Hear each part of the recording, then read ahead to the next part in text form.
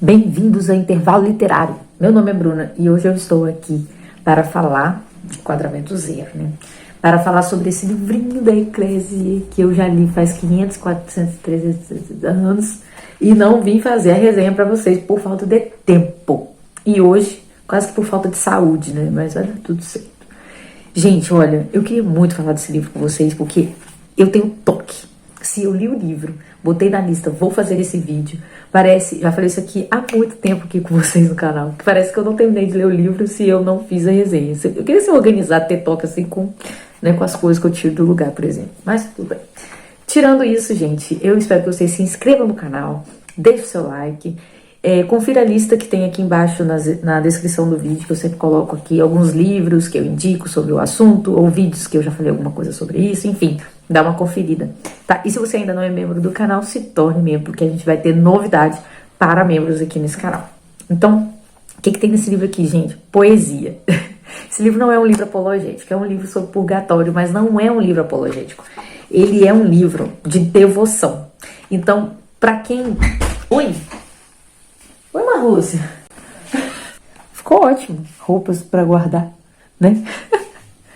Enquanto minha mãe tá me ajudando aqui, eu tô gravando. É isso. Então, uma coisa que eu adorei nesse livro, eu já tinha lido a introdução desse livro há muito tempo, e quando eu reli, falei, eu tenho que falar isso com o pessoal. Esse padre aqui, padre Frederick William Faber, ele é um padre que participou daquele movimento de Oxford. Participou assim, na época que ele foi ordenado como padre, como pastor anglicano, ele estava acontecendo esse movimento lá de Oxford. E ele meio que ficava olhando e falava assim, tem uma coisa estranha acontecendo. É uma coisa boa, mas é uma coisa estranha. E o que foi esse movimento de Oxford? Olha, eu vou ler para vocês aqui, ó. O movimento de Oxford, cujo líder incontestável era John Henry Newman, se insurgia contra o racionalismo, que atribuiu a razão humana à fonte única e prova final da verdade, o liberalismo, o eracianismo dentro da igreja anglicana. E ele se constituiu essencialmente numa renovação da vida espiritual dentro da comunidade anglicana. Aí olha só, e não deixa de ser irônico, mais completamente lógico, que quanto mais o movimento lutava contra esses três males, mais se aproximava da Igreja Católica, que é de fato o único inimigo de todos os males do mundo. Gente, isso eu vi muito, assim, quando eu tava entrando na Igreja Presbiteriana, eu via um grupão de jovens entrando na Igreja Presbiteriana, sabe? Um movimentão, assim, no Facebook, de grupos falando da fé reformada. Aí o pessoal começava a seguir, né, Hernandes Dias Lopes, principalmente o Augusto Nicodemos, e aí tinha também o Jonas Madureira, e foi um super movimento. Eu vi muita gente começar a estudar a fé reformada. E agora, né, há pouco tempo atrás, a gente está vendo muita gente que fez esse movimento da fé reformada para a Igreja Católica. E parece que é um processo, assim, né? Hoje, um dia depois que a Priscila Queiroz deu o testemunho dela lá no canal do professor Eduardo Faria, eu vou deixar o link aqui embaixo da live. Gente, é uma aula. Aquilo ali não é testemunho, né? E eu sou super fã dos testemunhos lá do apostolado. E você vai vendo como que o movimento é muito parecido, embora a Priscila não tenha feito o movimento da fé reformada. Mas aí você vê a Thaisa, o Eduardo, o Tiago, aí você vai vendo todo um pessoalzão assim que fala, eu era da Assembleia, fui pra Presbiteriana, fui pra Católica. Eu era da Batista, fui pra Presbiteriana, fui pra Católica. Você vai vendo o pessoal seguindo a tradição. E foi isso que aconteceu, né, no movimento de Oxford. As pessoas estavam querendo sair, né, daquela loucura que estava acontecendo ali na igreja anglicana, iam se aproximando da High Church, que era uma igreja anglicana bem mais catolicizada, eu acho que é assim que fala, e acabavam desembocando na igreja católica. E o padre Faber ele falou assim, né, durante o movimento lá de Oxford, ele falou assim, a transubstanciação tem me incomodado. Não que eu me incline a ela, mas é que eu não lhe encontro nenhuma refutação. Então, você vê bem, né, que esses contatos com a fé católica foram levando o padre Faber para a fé católica. Ele foi visitar o Vaticano, ficou assim, apavorado com as coisas que falavam do Vaticano, que era mentira, né, que a igreja católica que ele via lá não era exatamente o que as pessoas falavam. Ele fez tipo uma defesa, sabe, ele foi na missa, e aí ele depois escreve uma defesa da igreja católica, sabe? Aí ele visitou também o Papa e ele recebeu uma bênção do Papa ainda sendo anglicano. Achei isso muito interessante. Quando ele voltou isso foi em 1842. Quando ele retorna a Elton, ele assumiu como pároco e ele começou a se encantar por São Felipe Neri, e que é o do oratório, né? Vocês depois eu tenho aqui a biografia de São Felipe Neri, uma hora eu quero ler. E aí ele fala o seguinte, que ele começou a mudar algumas coisas dentro lá da igreja, da paróquia dele, e isso também é interessante. Ó, o resultado foi que a capela vizinha ficou quase vazia, e os jovens começaram a comungar frequentemente, e até mesmo confissões eram ouvidas.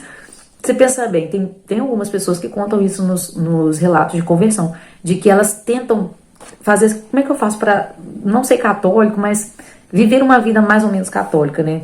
Não tem como. E aí, essa introdução desse livro do Purgatório é contando como que ele se converteu. É um relato muito bem feito, muito conciso, né? São poucas páginas, mas que dá para você se deliciar aí com o testemunho do Padre Fábio. Mas vamos falar do Purgatório? O pensamento acerca do inferno. Ele vai falar o seguinte, que a ideia do inferno e a ideia do purgatório são duas ideias que nos ajudam a entender a gravidade dos nossos pecados. Mas pensar no inferno, você tem que pensar nele muito rápido, porque você não tira muito fruto do pensamento do inferno. Ele é só um desespero, sabe? E dali também se tira alguns frutos de glória a Deus, né? De glória da misericórdia de Deus. Mas não é ali que a gente deve buscar. Então ele vai apontar para o purgatório. Ele fala assim, ali está a graça que não deu fruto, ou cujos frutos apodreceram na árvore. Ali estão os sacramentos que foram em vão. Ali a cruz fracassou, e os propósitos amorosos de Deus sofreram uma resistência bem-sucedida, e foram completamente vencidos. Ainda assim, é de fé que Deus colhe imensa glória dessa inexprimível escuridão, pois a alma perdida é um louvor involuntário à justiça de Deus. Então, o que acontece com a alma no inferno ainda glorifica a Deus. Por quê? Porque é a justiça dele colocada a termo, né? Então, mas ele vai como é que fala? Ele vai fugir um pouco desse pensamento para falar do purgatório. Ele é, o pensamento do inferno, infelizmente, uma repreensão aos corações insensíveis dos homens. Mas, afinal, a cruz de Cristo não tem tido melhor auxílio na terra que o insuportável fogo do inferno? Muito interessante, ele não vai deixar de falar, né? E tem uma coisa que eu anotei aqui, eu risquei o livro, não pode, gente, mas é porque não tinha como eu fazer de outro jeito. Heresias que negam o inferno. Tem muita gente que nega o inferno. Até mesmo dentro da Igreja Católica tem uma linha de teólogos malucos, retardados, que querem negar a existência do inferno, que são aqueles, como é que é o nome? Universalistas, né? Eu tava lendo um livro sobre isso, é aquele Igreja em Crise, aonde vai falar sobre essa crise de fé teológica, que vai tentar levar todo mundo para o céu só pela força do pensamento, né? Porque é só Jesus. E aí, depois vai ter resenha desse livro aqui no canal, e aí eu falo mais sobre o universalismo dentro da Igreja Católica. Aí ele vai começar a falar aqui no capítulo 2, a devoção às almas do purgatório. Ele diz o seguinte: se o céu e a terra estão repletos da glória de Deus, assim também se passa com aquele lugar muito melancólico e interessante, onde os prisioneiros da esperança são impedidos pela amorosa justiça de seu Salvador de desfrutarem da visão beatífica. E ele vai falar que devoção às santas almas do purgatório é muito frutífera. O efeito da oração por elas não é infalível, tá? Obstante ser muito mais certo do que o efeito da oração pela conversão dos pecadores, porque os pecadores podem colocar muito mais obstáculos à conversão. Mas a oração pelas almas do purgatório é muito mais frutífera. E aí tem uma discussão de Santo Tomás falando se a gente deve rezar mais pelos pecadores ou pelas almas do purgatório. E ele diz: parece que a autoridade de Santo Tomás pode ser citada em apoio ao irmão Benedetto, quando ele diz: rezar pelos mortos é mais aceitável que pelos vivos, pois os mortos estão em grande necessidade disso e não podem se ajudar, como podem os vivos, né? Então, não existe mérito no purgatório. Então, tudo que alivia as almas do purgatório vem de nós, da igreja militante. Já os pecadores, além deles colocarem empecilhos para a salvação, eles ainda podem fazer alguma coisa, eles podem se arrepender, eles podem buscar o sacramento, eles podem buscar, né, a confissão dos seus pecados. e tudo mais. E existem duas visões do purgatório, que ele aqui vai nesse livro tentar mostrar que elas podem andar juntas, que é a visão do desespero e a visão da alegria, né? O que sentem as pessoas no purgatório? Elas sentem mais alegria ou desespero. E eu vou contar pra vocês, né? Quando ele vai falar que tem alegria no purgatório, você fica assim, meu Deus, do que ele tá falando, né? Como que pode ter alegria no purgatório? Mas é muito interessante que quando a gente fala de alegria aqui na Terra, a gente fala de momentos prazerosos por tempo indeterminado, prazeres sensíveis ao tato, ao paladar, né? Então, ou prazeres sensuais. E então você não pensa na alegria, no que é alegria de fato, que é a alegria dos santos, que é a alegria que se encontra no sofrimento. E é muito esquisito falar de alegria no sofrimento. A nossa mente começa a gritar quando a gente fala isso, né? Mas a nossa alma fala, existe realmente, porque nós não estamos em casa. E é exatamente por isso que quem está no purgatório tem uma alegria, porque ele está na porta de casa. Ele sabe que ele vai para casa. Então é essa alegria que suporta o sofrimento necessário para chegar até a visão beatífica. Então, uma vez me contaram, eu nunca li, eu ainda não consegui achar esse trecho de Lewis, em que ele fala que ele desejaria o purgatório, porque ele sabe que o quanto de mancha que tem na alma dele pelos pecados que ele cometeu, e que é uma visão muito misericordiosa. E realmente, né, você vê a pureza de Deus com a alma perdoada, mas ainda manchada por aquilo que você fez de pecado, sofrimento. Você está diante de Deus e Deus vê toda aquela sujeira. Você não quer aquilo, você quer estar limpo diante da pureza de Deus, né? Então, é exatamente isso que ele vai falar. E o sofrimento é como o sofrimento do inferno. Agora, olhando para o purgatório, entender o peso dos nossos pecados, o peso de cada coisinha que a gente faz de errado diante da pureza de Deus. Ele diz assim, o que não somos levados a pensar sobre cumprir nossas devoções com um mero espírito de formalidade ou por hábito, que mudança não deveria operar em nossa vida. Não é a pureza de Deus algo terrível, indizível, adorável? Aquele que é ele mesmo um ato puro continua a agir multiplicando os seus atos desde a criação e ainda assim continua imaculado. Ele está sempre se mesclando com a mais inefável complacência com tudo que lhe é inferior e ainda assim sem mácula. Lembre-se o que a alma sofredora disse tão simplesmente, ainda assim com tanta força, a irmã Francisca: os homens, enquanto no mundo pouco pensam em suas faltas e o quão rigorosamente elas pagarão por elas aqui. Então, grande fonte, né, de intimidade com a ideia do purgatório é o que alguns santos recebem de revelação das almas do purgatório, né? Então, a gente deve procurar para a gente poder entender, principalmente se você acha o purgatório uma ideia meio vaga, meio fantasiosa, aí você precisa procurar o testemunho dos santos em relação ao purgatório.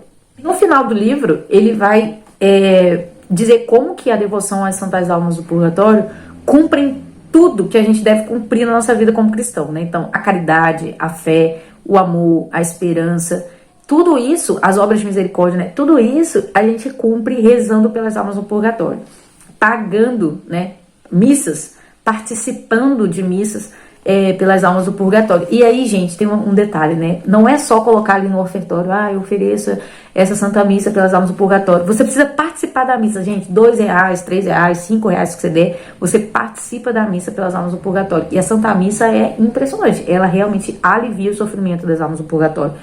Outra coisa também que ajuda muito são as orações, né? Então, as jaculatórias em relação às almas do purgatório, pequenos sacrifícios, pequenas dores, pequenos incômodos. Quando você se lembra das almas do purgatório, você também faz bem para sua alma, porque você se lembra da morte, você teme mais o pecado venial, os seus defeitos. Tudo isso por se lembrar das santas almas do purgatório. E com certeza você ganha um amigo no céu, né? Quando essa alma que você está rezando entra no céu, ela tá te devendo. Então, você precisa retomar esse pensamento do purgatório na sua vida cotidiana. E ele ajuda a gente a fazer isso. Aqui no final, ele tem prática cotidiana, tá vendo? Aí tem uma oração para todos os dias, consagração do dia. Aí você começa domingo, segunda, terça, quarta, quinta, até sábado. Ele tem aqui no final do livro para você fazer todos os dias se lembrando das almas do purgatório. Gente, é muito bom esse livro. É um livrinho precioso. É aquele tipo de livro que se um dia eu resolver vender todos os meus livros da minha biblioteca, ele vai entrar na lista ali dos que eu não vou vender, porque realmente é muito bom. Então é isso, gente. Eu vou terminar com vocês esse vídeo aqui. Benjamin tá me chamando. E eu vou deixar aqui embaixo o link de compra para ele também, se vocês quiserem conhecer esse livro. Vale muito a pena, vale realmente muito a pena. Então é isso, tchau, tchau.